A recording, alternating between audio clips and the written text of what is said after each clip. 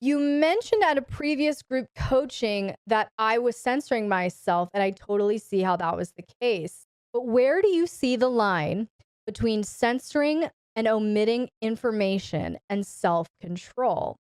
Doesn't there need to be awareness of when to stop or when you are approaching the line of overwhelming people? I was taught my whole childhood that self control was important.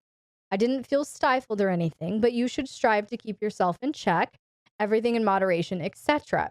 So I'm struggling to see where the line is between keeping things from people or holding back my questions, etc., and maintaining self control.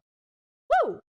Good question. Juicy question. I want to approach this using a little bit different language because what we misdiagnose, we mistreat. What we misdiagnose, we mistreat.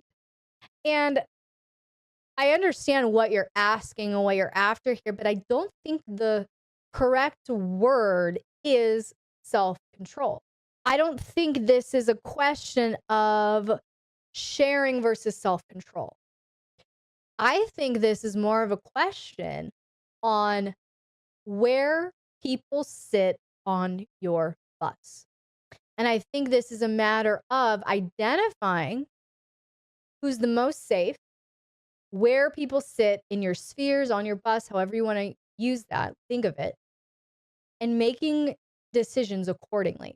See, we don't want to be closed off and like informational gatekeepers when we're trying to get to know someone where it's kind of manipulative or shady. We don't want that.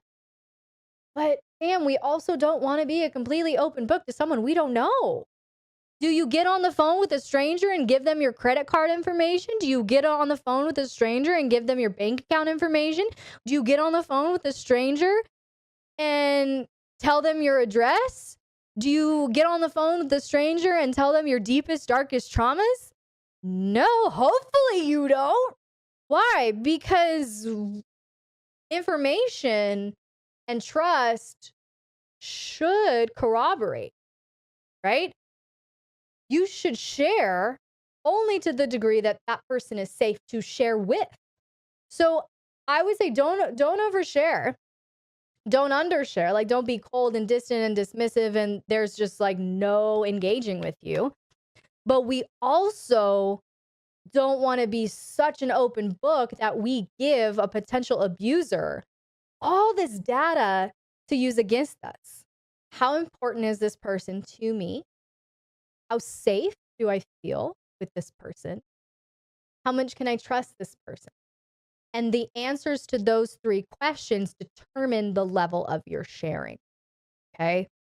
Now, there are some things like I share with my therapist and my aunt, OG Auntie Goddess, that they're really the only two people that know. Now, even though I have other people in my life that are very intimate, very close, deep connections, deep relationships, there's that inner level and you're a circle out because that inner level is very, very sacred. So I share that depth of intimate information with that circle. The next circle out, I share a different level of information. The next circle out, I share a different level of information.